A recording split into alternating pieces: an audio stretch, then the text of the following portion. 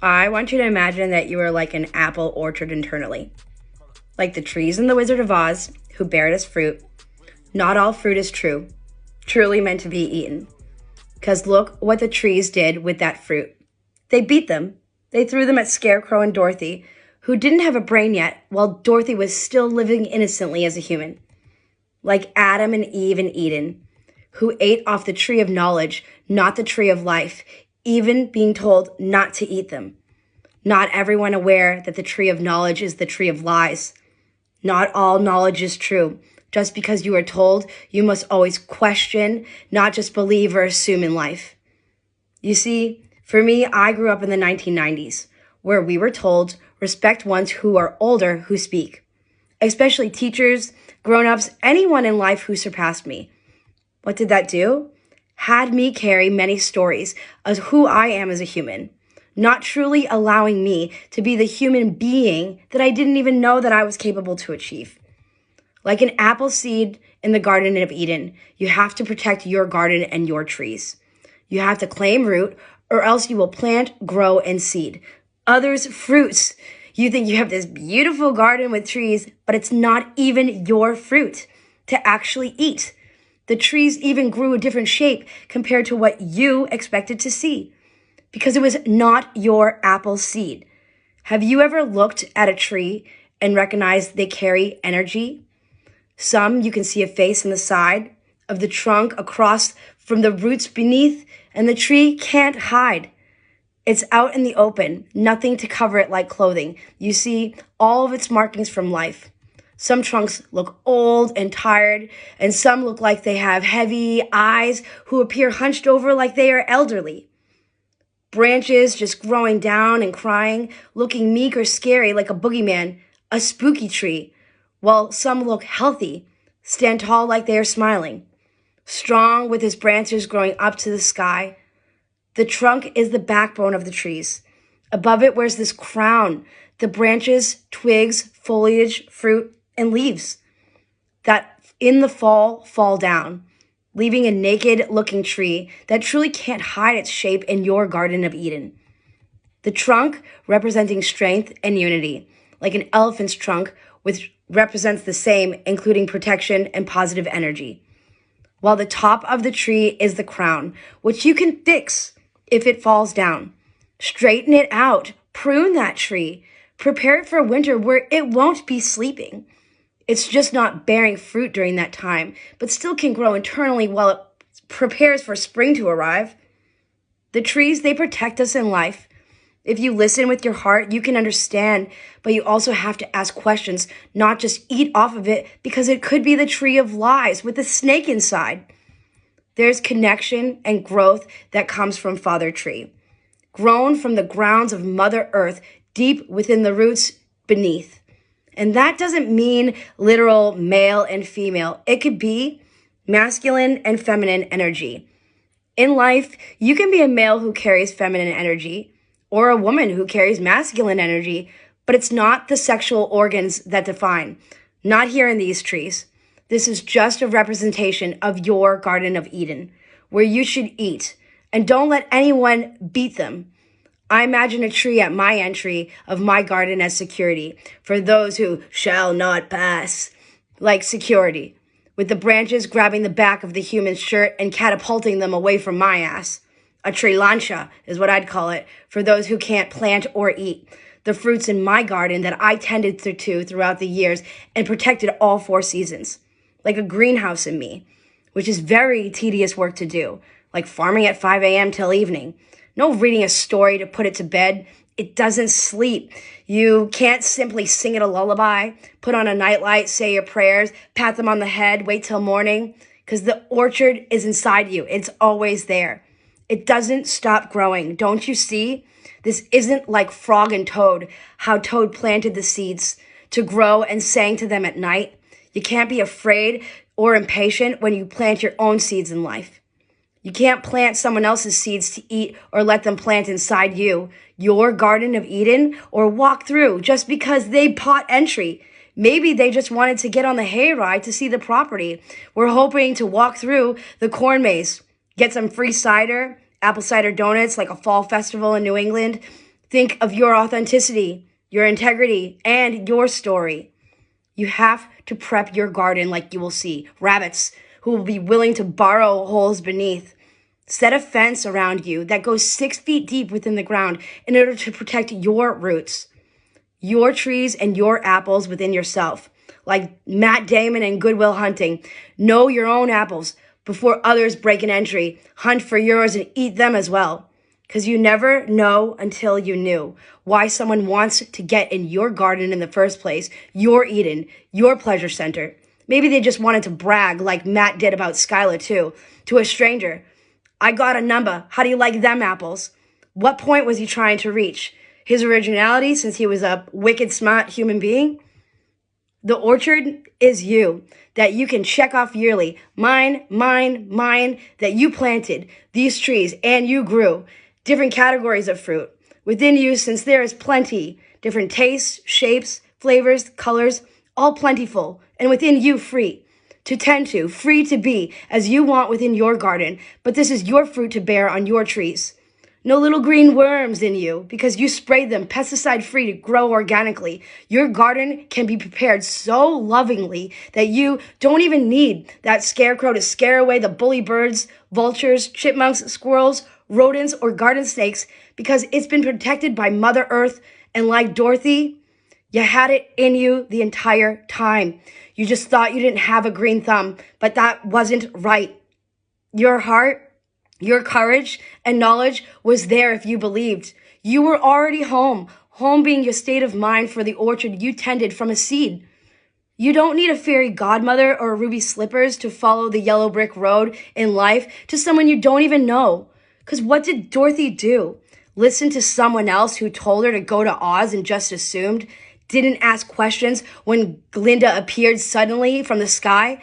Said she was from the north and was a good witch from the land? Munchkins, although cute, sang their praises.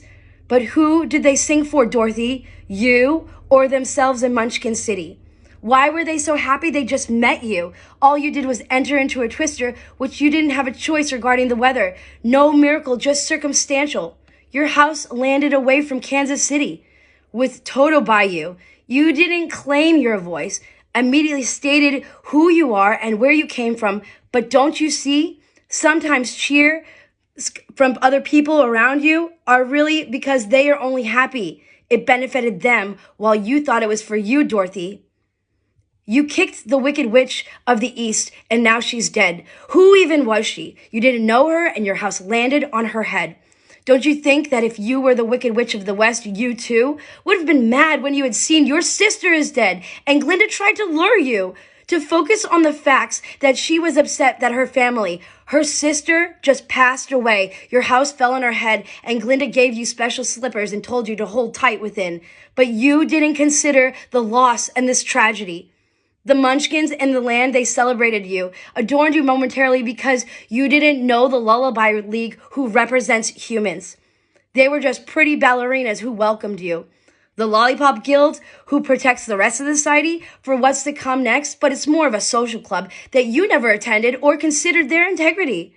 You should have taken the coroner's death certificate as a rebirth within you, but you were so enthralled by Glinda's beauty since she wore a beautiful dress with sparkles and a crown while you wore plaid overalls, Dorothy, loafers on your feet before Glinda gave you ruby slippers with powers inside that would have you returning home the entire time to that city. Glinda told you that Oz was the only person who would be able to tell you how to return home, but contradictory. At the end, she said, when pointing to your ruby red shoes, that you had the powers inside you the whole time, Dorothy. You never asked any questions. When the Scarecrow asked for you, why, Glinda, didn't you tell her before? Glinda said she wouldn't have believed me, but I believe Dorothy would have tried if all she had to do was clap her shoes 3 times. But maybe to clap, she had to believe in her ability for what she built inside.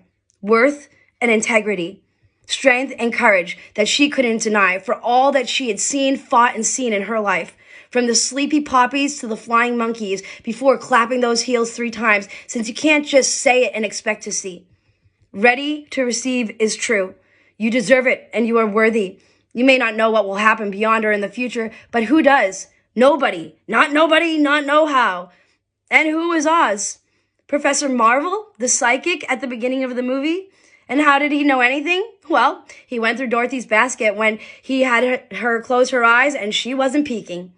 Found the one picture that depicted her life. Looked into his crystal ball and stated what he had just seen, like he knew her life.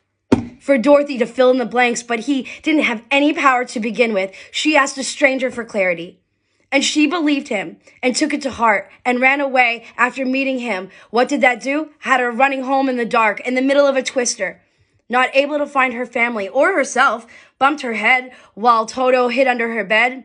Professor Marvel, he was Oz, the great and powerful. What did he do? Hid behind a curtain, spoke into a mic with fire, smoke, like he was powerful while shaking in his boots internally. Pay no attention to the man behind the curtain, he screamed. While he was the man behind the curtain, what did Dorothy, Scarecrow, Tin Man, and a Lion all receive from the wizard at the end? Scarecrow, a diploma, a THD, which reverse that acronym means Doctoral Hoth Thinkology. Lion was told some very intrinsic words, how he was confusing his fears and wisdom from running away from people. His resilience is from knowledge and experience. He was awarded a Medal of Honor, too, shaped like a crucifix to represent a legion of courage like the military do. While he remained speechless, oh shucks, like he couldn't give an acceptance speech, still scared to speak, even after receiving. Lastly, the Tin Man was gifted something peculiar for his needs, a ticking clock shaped like a heart, which that in itself made him happy to receive. Told that love isn't some odometer measured of how much he loves others, but how much others love him within society. For how he is and what he would do and how he treats others, a good deed doer. There are not many who remain this way in life, especially after being rusty, yet solid for years like a frozen statue, made of tin that needs oil and others' assistance to survive, like WD-40 to loosen up his lips, that if you could only understand with his mouth closed, too. He couldn't speak with his mouth open like you and me. This Scarecrow, he believed in his ability to have a brain after receiving. But if you look at the Tin Man and the Lion when the wizard leaves on the hot air balloon with Dorothy, the Tin Man has sadness in his eyes, and the Lion is crying. They did not believe it within themselves at the time, despite being gifted, because you have to build your gifts inside, don't you see? Why did the Tin Man ever believe that he wasn't even given a heart? When you knocked on his chest, you heard beating. Maybe a different beat than what he knew, but that doesn't mean he didn't receive. Would a hollow chest beat when the Scarecrow knocked on the Tin Man's chest after setting him loose? And why is the Lion crying? He just received a bravery badge while he was in Emerald City, where green represents the heart, love, empathy, compassion, joy, truth, to be truly who you are, accepting, forgiving, beyond people and beyond your physical and spiritual body, to transcend you, rise above to receive, for going beyond the limits for what you didn't know you were capable to achieve or to do. So you have to seed to plant to grow your trees. Prepare that soil internally. Manage your pests and your diseases. Fertilize it accordingly. Add nutrients and monitor it for stress while you water it daily. Protect it. Nurture it. Ensure it receives enough sunlight. That's vitamin D. Allow it space and time. Don't overcrowd it, or you'll soon see the strong structure you establish, which will bear you the most beautiful trees of your life and the most beautiful fruit you've ever eaten in your garden and your orchard and in your Eden.